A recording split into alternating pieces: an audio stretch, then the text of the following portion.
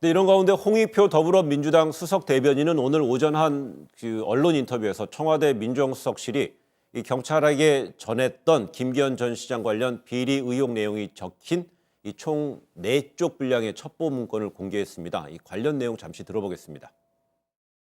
그 문제의 첩보 문건을 갖고 계신 게 맞고요. 지금 앞에 있는 게 그거 맞습니까? 네, 지금 가지고 있습니다. 지방자치단체장 그리고 가로 열고 울산광역시장 김기현 가로 닫고 비리 의혹입니다.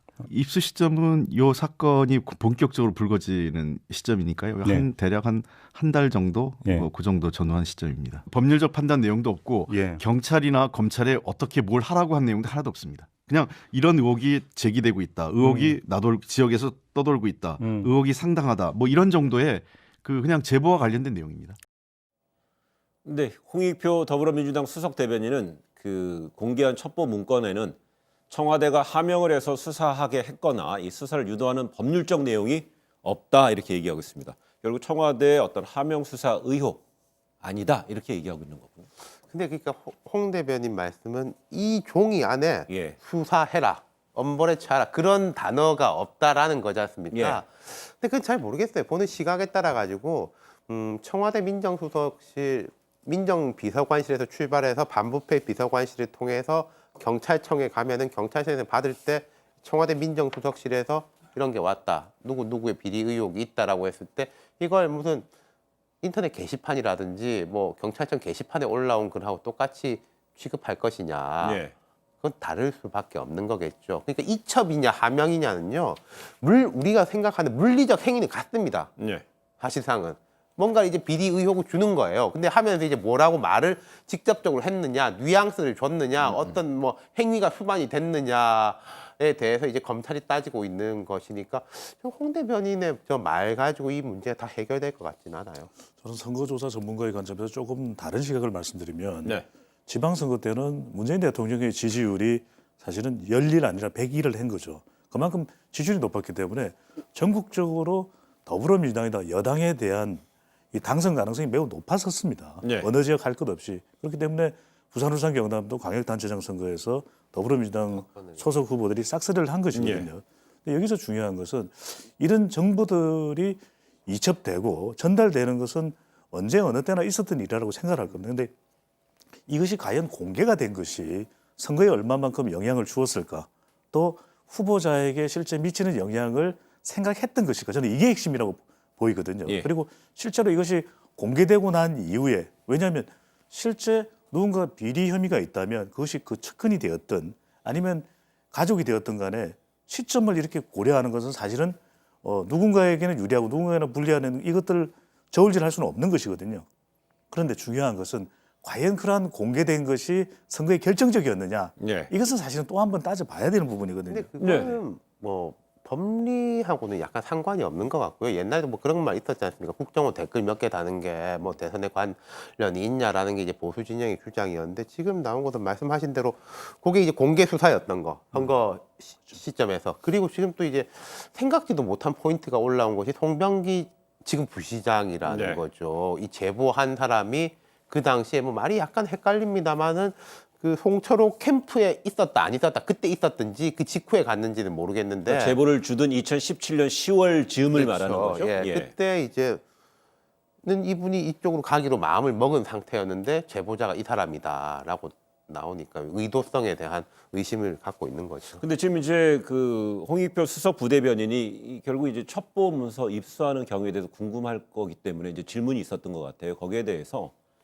개인적 차원에서 입수한 것이고 그다음에 이제 문서에 관계된 분에게 확인했다, 신빙성을 확인했다는 내용이죠. 그래서 이 문서에 대해서는 입수 경위에 대해서 그리고 또 이제 이 공개하기 위해서 몇 분하고 당 내로 이제 보여집니다. 당내 인사 몇 분하고 사전 협의도 했다 이렇게 하고 있습니다. 결국 이제 여당의 이제 대표적인 핵심 의원 중에 한 분이 이제 공개하는 상황이 온 거죠.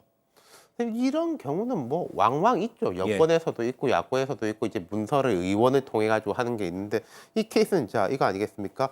송병기라는 사람 자기 주장에 의하면 난 전화로 말했고 청와대 이야기로는 SNS로 왔는데 청와대 문모 행정관이 정리한 문건이지 않습니까? 네. 그래서 문모라는 사람이 정리해서 반부패 비서관실을 통해서 이제 경찰청 본청을 통해서 울산 경찰청을 갔으니까 이 문서를 그 중간 과정에서 본 사람들은 제가 이렇게 경로를 말씀드리니까 최소 수십 명은 될 거예요. 그리고 네. 또 지금 검찰에 가 있는 거고요. 네. 그러니까 뭐 어디선가 이제 갈 수 있는 거겠죠. 우리가 이 여론이 반영되는 걸 보면은 이게 아무런 근거가 없이 이야기될 때는 이 부분은 분명히 이제 그 진영 대결 구도가 지금 또 나타나고 있거든요. 네. 그렇다면 진보나 또 대통령 지지층이나 대통령 국정 수행에 대해서 비판적인 그런 또 국민들 사이에서는 서로 다른 엇갈리는 반응이 나타날 거예요. 근데 중요한 것은 중도층인데 중도층은 좀 더 근거를 요구를 하거든요. 네. 그렇기 때문에 이렇게 자료를 통해서 객관적인 근거를 제시하는 것이 상당히 또 규명을 하는데 필요한 일인 것이고 한편으로는 중요한 게 우리가 뭐 사랑과 우정 사이가 아니라 우연과 필연 사이거든요. 네. 이것도 마찬가지로 더 많은 관심을 가지고 있는 게 중도층입니다. 과연 이것이 우연에 의한 것이냐 아니면 필연에 의한 것이냐. 그래서 누가 더 설득력 있게 규명해내느냐가 이 관건이 된다는 것이죠. 근데 좀 전에 이제 말씀하신 대로 우연인지 필연인지 하니까 좀 저는 퍼뜩 다가오지 않아요, 사실. 그래서 결국 이번 사건의 실체는 이 관련된 제보를 청와대 등 정부 사이드에서 이 송병기 쪽이든 어떤 쪽에다가 요청을 했느냐, 혹은 아니면 그들이 스스로 자발적으로 제보를 했느냐에 따라서 정치적인 어떤 기획이냐. 성격이 다르잖아요. 근데 이게 참 예. 어려운 문제가요. 이게 있습니다. 지금 피의 사실 공표하고 수사 네. 진행 사항에 대한 이제 뭐 공표를 안 된다라는 게 되게 강력하게 돼 있지 않습니까? 예. 조국 전 장관 때도 마찬가지였는데 지금 뭐 예를 들어서 이해찬 대표가 검찰은 증거를 내놔라. 그런데 검찰은 무슨 소리냐? 우리가 지금 증거를 내놓는다. 과거 같으면 이래요. 압수수색 영장을 청구했는데 다시 이런 의혹으로 했는데 법원에서 도장 찍어줬다. 그럼 이거 자체가 있는 거 아니냐라는 식의 뭐 브리핑 내지는 이제 보도가 이어지는데 지금은 피의사실 공표 때문에 압수수색 영장에 무슨 혐의를 두고 있는지 말 안 하거든요. 네. 그러니까 이게 좀 깜깜이로 갈 가능성이 되게 높다. 한동안은 네. 지금 이 배종찬 소장님이 말씀대로 저도 그렇게 생각하는데 각각 좀 명확한 이제 증거는 아니더라도 논거를 내놓고 하면 판단이 쉬울 텐데 그 어려운 점이 있을 거예요, 아마. 근데 그런데다가 또 이제 이 성부시장은 그래서 뭐 청와대 행정관과 통화 중에 시중에 떠드는 얘기를 전한 것이다. 정치적 맥락이 없다고 얘기한 건데요. 또 청와대에서도 당초에 이제 그제죠. 뭐 대변인이 브리핑을 하면서요. 뭐 제보자의 그 신원을 두고는 본인 동의 없이 공개할 수 없다고 했는데 나중에 알고 봤더니 제보자가 현 울산시장의 측근으로 분류되는 인물이니까 네. 이 정치적인 어떤 연결고리로 비춰질 수 있을 것을 염려했을 것이다라는 지적도 있는 거지요.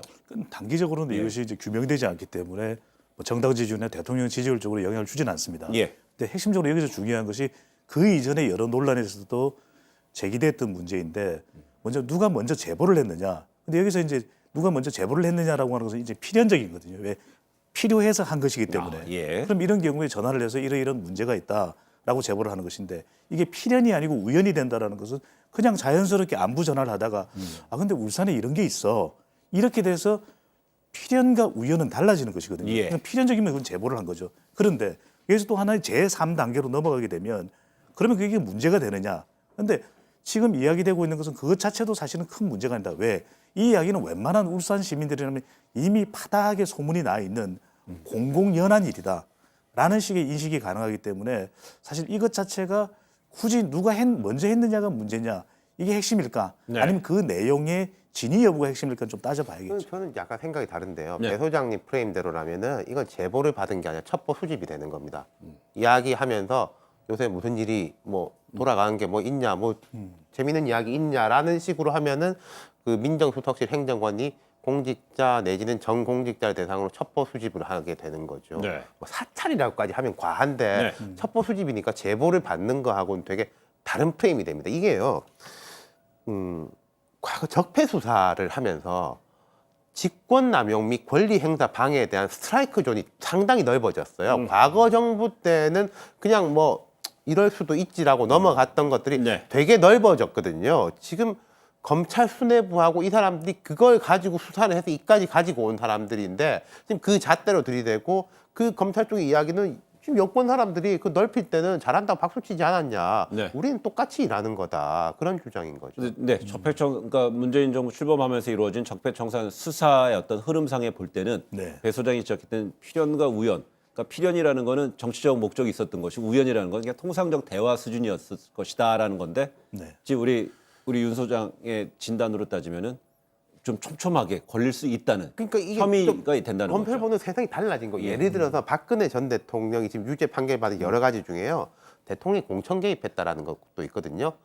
근데 대한민국 역사에서 저는 대통령이 공천 개입하지 않은 대통령을 단 한 명도 본 적이 없습니다. 근데 이제 물론 그걸 구체적으로 지시하고 이런 것까지 휴대폰을 통해서 다 밝혀졌기 때문에 그렇게 된 건데 지금은 특히 직권남용 부분, 예를 들어서 뭐 누구한테 돈을 받고 이런 건 아주 명확한 거지 않습니까? 직권남용 및 권리행사 방해의 폭이 넓어졌어요.